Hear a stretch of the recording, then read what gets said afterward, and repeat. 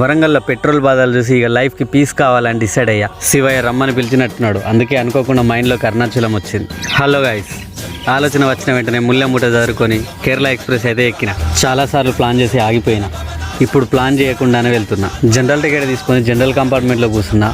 ఒక్కొక్కడు వింత వింతగా ఉన్నాడు భయ్య.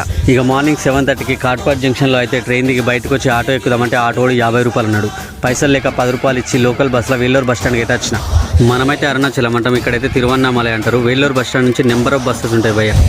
ఇక నా గండానికి 80 రూపాయల టికెట్ తీసుకుని ఒక బస్సు ఎక్కిన. ఆ బస్సు మధ్యలో ఖరాబ్ అయింది. ఇక కొద్దిసేపు అందరు కలిసి అటు ఇటు గెలికిళ్ళు. డ్రైవర్ పోయి కండక్టర్ సీట్లో కూర్చున్నాడు, కండక్టర్ వచ్చి డ్రైవర్ సీట్లో కూర్చున్నాడు. ఆయన కూడా వర్కౌట్ కాలేదు. మొత్తానికైతే అనుకున్న టైంకు శివయ్య నన్ను అరుణాచలం తీసుకొచ్చిండు. గుడి ముందే సురభి హోమ్ స్టే అని ఉంది. 150 రూపాయలు ఇస్తే చాప్ ఇచ్చిండు, లాకర్ ఇచ్చిండు. ఇక లాకర్లో బ్యాగ్ పెట్టుకొని ఫ్రెష్ అప్ అయ్యి ఇంత తిని రెస్ట్ తీసుకున్నా. ఓకే గాయస్, దర్శనం మరియు గిరి ప్రదక్షిణ డే 2లో మాట్లాడుకుని అంతవరకు నా ఇన్స్టాగ్రామ్ పేజీని ఫాలో చేయండి, యూట్యూబ్ ఛానల్ని సబ్స్క్రైబ్ చేయండి. Thank you guys.